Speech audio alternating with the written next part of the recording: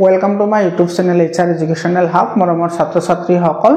আজি আমি আলোচনা কৰিম দশম শ্ৰেণীৰ চেপ্টাৰ 5 যেটো আছে হেটো মৌলৰ পৰ্যাবৃত্ত শ্ৰেণী বিভাজন মানে periodic classification of elements এটোৰ বিষয়ে আমি আলোচনা কৰিম এটো চেনেলতে সায়েন্স আৰু ম্যাথছৰ সকলো ধৰণৰ একেবাৰে টপিক ওয়াইজ সকলো ধৰণৰ ভিডিও তোমালোকে পাই থাকিবা গতিকে তোমালোকে চেনেলটো সাবস্ক্ৰাইব কৰা আৰু তোমালোকৰ কাৰণে মই এবাৰ নতুনকৈ কিবা এটা সংযোজন কৰিছো তাৰ মানে তোমালোকৰ কাৰণে মই প্ৰতিটো চেপ্টাৰৰ লগত সংগতি ৰাখি চেপ্টাৰ ওয়াইজ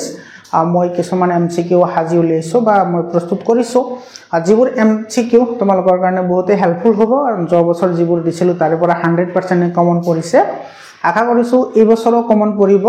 তো তোমালোকে চেনেলটো সাবস্ক্ৰাইব কৰা আৰু ভিডিওটো যদি ভাল লাগে তেতিয়াহলে তোমাৰ বন্ধু বান্ধৱীৰ লগত শেয়াৰ কৰিবা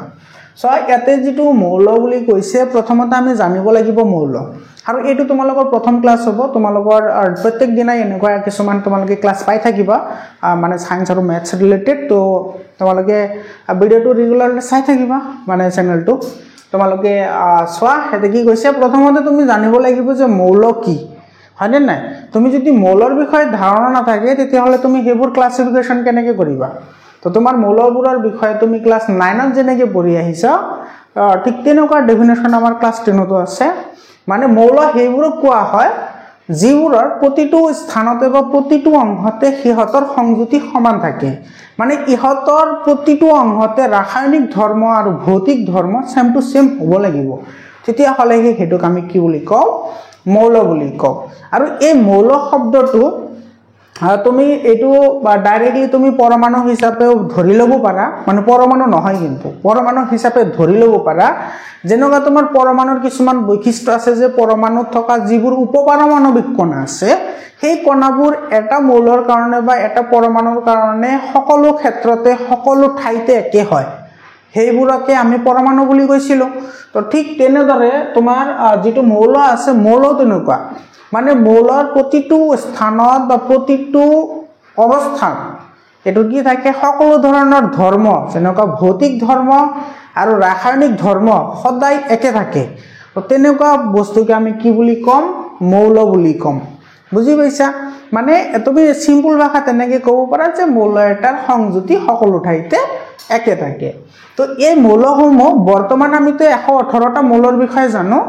কিন্তু একেবাৰে প্ৰথম অৱস্থাত মানে 1800 চনত মাত্ৰ 30টা মৌলৰ বিষয়ে জনা গৈছিল মানে বেছি দিনো হোৱাই নাই তুমি যদি মানে অলপমান থিংকিং কৰাছা মাত্ৰ 200 বছৰ হৈছে আমাৰ পৃথিৱীখন সৃষ্টি হৈছে মোটামুটি 500 নিযুত বছৰ আগতে কিন্তু বৰ্তমান মাত্ৰ 200 বছৰ আগতেহে মাত্ৰ আমি কি কৰিছো মাত্ৰ 30টা মৌলৰ বিষয়ে জানিছিলো মানে 1800 খ্ৰীষ্টাব্দৰ পিছতহে আমাৰ এই যে 118টা মৌলৰ বিষয়ে আমি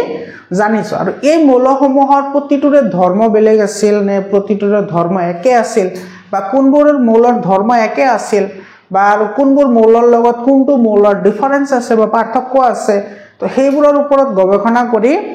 বিজ্ঞানীসকলে কিছুমান সূত্ৰ আগবঢ়াইছিল আৰু সৰ্বপ্ৰথম ইতিহাসৰ সৰ্বপ্ৰথম এই মৌলসমূহৰ ধৰ্মৰ ওপৰত ভিত্তি কৰি হিহতক কি কৰিছে এটা নিৰ্দিষ্ট শ্ৰম এটাত মানে বিভাজিত কৰিবলৈ বা হিহতক শ্ৰেণীবদ্ধ কৰিবলৈ কিছুমান সূত্ৰ এপ্লাই কৰিছে আৰু সেই সূত্ৰবোৰৰ ভিতৰত এটা আছে তোমাৰ ডবাৰেইনাৰৰ ট্ৰায়াড এটো তোমাৰ আহিছে তোমাৰ 1817 চনত 1817 চনত ডবাৰেইনাৰে কিছুমান ট্ৰায়াড কি কৰিছিল গঠন কৰিছিল আৰু এই ডবাৰেইনাৰৰ যেটো ট্ৰায়াড আছে এই ট্ৰায়াডৰ ওপৰত ভিত্তি কৰি তোমাৰ নিউল্যান্ডছ আহিছে আৰু নিউল্যান্ডছৰ যেটো অষ্টসূত্ৰ আছিল হেটোৰ ওপৰত ভিত্তি কৰি মেন্ডেলিভ আহিছে আৰু মেন্ডেলিভৰ ওপৰত ভিত্তি কৰি আহিছে মজলি তোমালোকে সিৰিয়ালি নামবোৰ মনত ৰাখিব লাগিব মই তোমালোকে আৰু এই যেটো ডবাৰেইনাৰৰ ট্ৰায়াড আছে ডবাৰেইনাৰৰ ট্ৰায়াড মনত ৰাখাৰ কাৰণে মই এনেকুৱা এটা তোমালোকক ট্ৰি শিকাম জীৱনত পাহৰি নোযোৱা মই তোমাক শিকাম তোমালোকে ভিডিওটো শেষলৈকে চাই থাকা মই সঁচাকৈ কৈছো যদি ভালদৰে মনোযোগ দিয়া জীৱনত পাহৰি নোযোৱা হে ট্ৰিকটো একেবাৰে জীৱন ভৰ তোমাৰ মনত থাকিব কেনেকুৱা ট্ৰিক তোমালোকে ভিডিওটো চাই থাকা সব প্ৰথমতে চাও আমাৰ ডবাৰেইনাৰৰ ট্ৰায়াড কি ডবাৰেইনাৰৰ ট্ৰায়াড মানে হৈছে তিনিটা মৌলক যদি আমি হিহতৰ পাৰমাণৱিক ভৰৰ বৰ্ধিত ক্ৰমত যদি আমি সজাও কি ক্ৰমত বৰ্ধিত ক্ৰমত মানে সৰুৰ পৰা যদি আমি ডাঙৰলৈ সজাও তেতিয়াহ'লে প্ৰথম যেটো মৌল থাকিব আৰু যেটো তৃতীয় নম্বৰ মৌল থাকিব এই মৌল দুটাৰ গড় মান মাজৰ যেটো মৌল থাকিব হেতুৰ সমান হ'ব কেনেকুৱা কৈছে কথাটো শুনা ধৰি লোৱা আমাৰ তিনিটা মৌল আছে হেতু হৈছে x y আৰু কি z ধৰি লোৱা আমাৰ এটা মৌল আছে x এটা আছে y আৰু এটা আছে কি z এই তিনিটা মৌলৰ নিৰ্দিষ্টকৈ এটা ভৰ আছে ধৰি লোৱা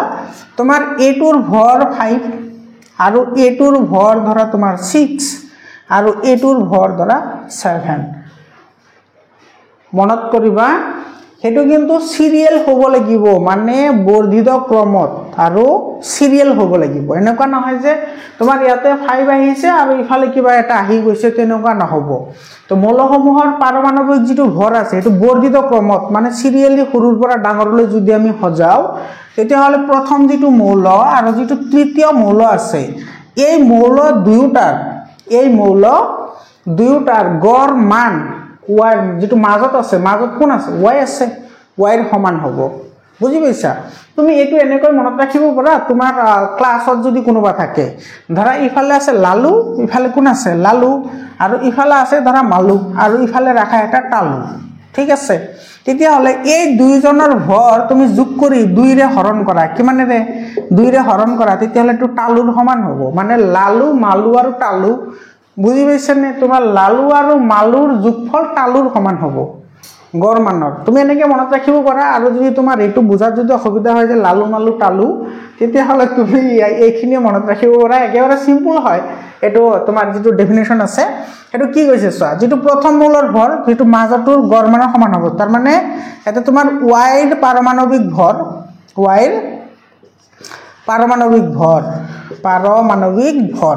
কাৰ সমান হ'ব যেটো প্ৰথম মৌল আছে আৰু তৃতীয় মৌল আছে মানে x + কি z এটোৰ গড় মান ডিভাইডেড বাই 2 তোমালোকে গমে পোৱা যে গড় মান কেনেকৈ উলিওৱা হয় একেবাৰে সিম্পল হয় তুমি যিমানটা যোগ কৰিবা সিমানেৰে হৰণ কৰিব লাগিব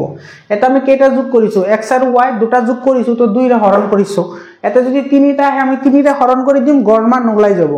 আৰু এই x আৰু z ৰ গড় মান তোমাৰ y পাৰমাণৱিক ভৰৰ কি হ'ব সমান হ'ব কেনেকৈ হয় চোৱা x ৰ মান আছে 5 তো এটা 5 বহুৱা আৰু ইয়াতে z ৰ মান আছে কিমান 7 ডিভাইডেড বাই কি কৰা 2 কৰা ইয়াতে 5 7 কিমান হয় 12 হয় আৰু ইফালে আছে কিমান 2 হয় নে এতিয়া চোৱা এটোৰ কিমান হ'ব 6 হ'ব এটো বেচাৰা 6 y ৰ মান কি আহিছে 6 আহিছে তাৰ মানে তোমাৰ x y আৰু z কি কৰে ডবল ইনাৰৰ ট্ৰায়াড গঠন কৰে বুজি পাইছা মানে যদি এটো যদি স্যাটিসফাই নহয় তেতিয়াহলে ডবল ইনাৰৰ ট্ৰায়াড গঠন নকৰে আৰু এই বেচাৰা ইমান কষ্ট কৰাৰ পিছতো কিছুমান ভুল ৰৈ গৈছিল এটো তো মানে সম্ভাৱনীয় যে মানুহে জীবন কাম কৰিলেও তাৰে মাজত পিছত যিজন আহিব হেতু কি ভুল ধৰে তেনেকুৱা আমাৰ এই ডবল ইনাৰ বেচাৰাৰ লগতো হৈছে মানে কৰি গৈছে কাম এটা কিন্তু পিছত কোনোবাই আহি গৈছে ভুল হৈছে আৰু সেই ভুলবোৰ মানি লব লাগিব কাৰণ তোমাৰ সেই ভুলবোৰৰ ব্যাখ্যাটো দিবই পৰা নাছিল তো কি ধৰণৰ তোমাৰ ভুল আছে মই সেই বিষয়ে কৈ আছো চোৱা ইয়াতে যেটো ডবল ইনাৰ ট্ৰায়াড আছে এটো বুজি পাইছা নিশ্চয় এতে চোৱা এই ডবল ইনাৰৰ যিকেটা ট্ৰায়াড আছিল সেই ট্ৰায়াড কেটা মনত ৰাখাৰ মই কৈছিলো যে ট্ৰিক বটাম মানে কৈ দিম তোমাৰ সেইখিনি কি আছে চোৱা ইয়াতে ডবল ইনাৰৰ যেটো ট্ৰায়াড আছে ডবল ইনাৰৰ মুঠ ট্ৰায়াড আছে তিনিটা কেটা ট্ৰায়াড আছে তিনিটা সো 2 আৰু ইফালে হল 3 চাবা ডবল ইনাৰে মাত্ৰ তিনিটা ট্ৰায়াডে গঠন কৰিব পাৰিছিল আৰু এটো ডবল ইনাৰৰ এটা কি আছিল সীমাবদ্ধতা আছিল মানে এটো তোমাৰ এটা কি আছিল অসুবিধা আছিল তো বাকি যিবোৰ মৌল আছিল সেইবোৰ গলকত মানে 30টা মৌল আছিল তো সেই 30টা মৌলৰ তোমাৰ মাত্ৰ তিনিটা হে কি কৰিব পাৰিছিল ট্ৰায়াড গঠন কৰিব পাৰিছিল বাকিবোৰৰ ধৰ্মৰ কি কোৰ পৰা কি হল ই কোনো ধৰণৰ ব্যাখ্যা দিবই পৰা নাছিল আৰু এইখিনি দূৰ কৰিছে তোমাৰ নিউল্যান্ডছে হেতু আমি পিছৰ ক্লাছত আলোচনা কৰিম আজি যেহেতু প্ৰথম ক্লাস মানে ইমানখিনি আগবাঢ়ি নাযাও মানে তোমালোকে অলপমান ঠিকঠাক হৈ লোৱা সো যেটো ডবল ইনাৰৰ ট্ৰায়াড প্ৰথমটো আছে হেতু হৈছে লিনাক হেতু কি লিনাক মনত থাকিবনে একদম ইজি কিটো পাহৰি নযোৱা লিনাক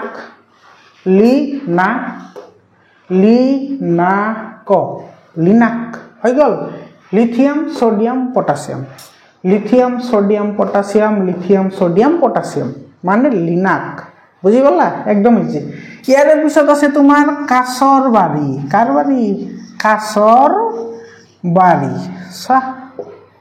কাছৰ বাৰী মানুহে ডাঙৰ ডাঙৰ বিল্ডিং দিয়ে কাছৰ বাৰী কাছৰ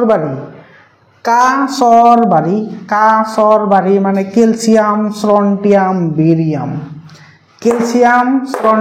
বেৰিয়াম কাছৰ বাৰী কেলছিয়াম স্ট্ৰণ্টিয়াম বেৰিয়াম এইটো কিন্তু বেৰিলিয়াম নহয় দে বেৰিলিয়াম হৈছে BE এটো বেৰিলিয়াম আৰু BA হৈছে বেৰিয়াম কাছৰ বাৰী কেলছিয়াম স্ট্ৰণ্টিয়াম বেৰিয়াম ঠিক আছে তো আমাৰ দুটা তো মুখস্থ হয়ে গল আৰু বাকি আছে এটা হেতু হৈছে কি কলেবৰী আমাৰ এটা গান আছে এই কলেবৰী এই গানটো কলেবৰী সোৱা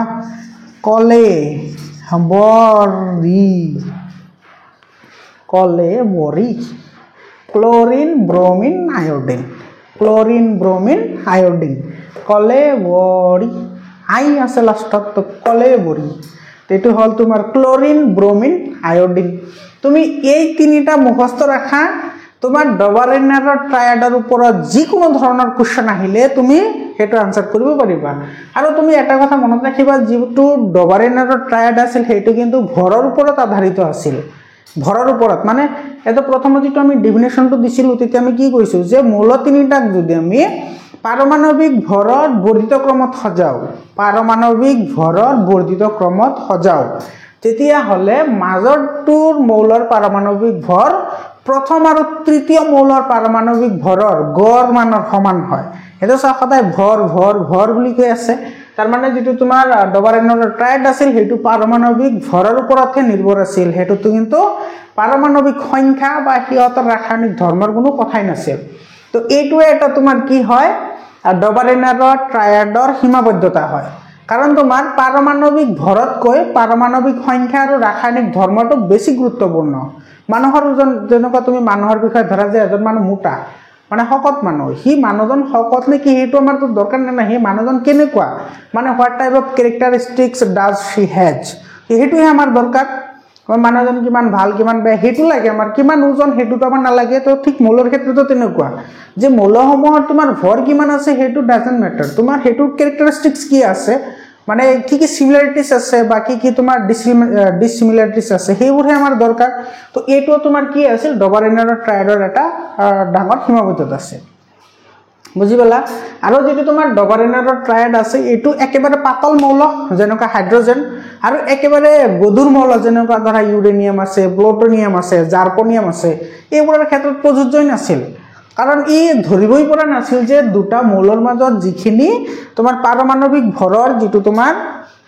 গ্যাপ আছে সেই গ্যাপৰ ভিতৰত কোন বহিব হি কোনো ধাৰণা দিব পৰা নাছিল কাৰণ তোমাৰ আগৰ দিনত যিবোৰ তোমাৰ মৌলৰ সৃষ্টি হৈছে সেই মৌলসমূহৰ কিন্তু পাৰমাণবিক যিবোৰ ভৰ আছে হেবোৰ কিন্তু পৰ্যায়ক্ৰমে সলনি হোৱা নাছিল বা হেবোৰ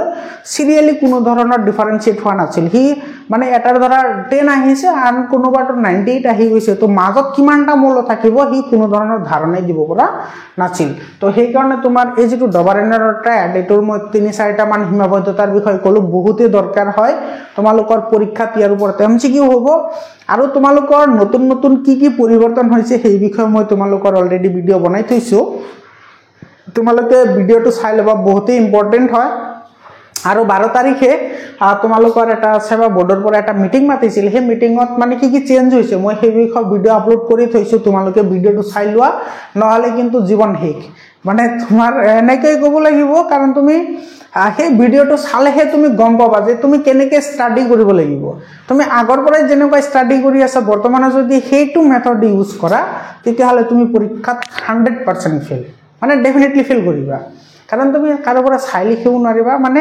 কি পৰিৱৰ্তন হ'ব তুমি সেই ভিডিওটো চালেহে গম পাবা যে মই কোৱা কথাখিনি কিমান দূৰ সঁচা বা কিমান দূৰ মিছা আৰু তাতে যিবোৰ কথা কৈছো মই মনে কৰা কথা নহয় মই হেবোৰ আমাৰ বোৰ্ডৰ পৰা ইনফৰ্ম কৰিছে তাৰ পিছতে আমি তোমালোকক জনাইছো তো তোমালোকৰ সচেতনতাৰ কাৰণে তো ইয়াতে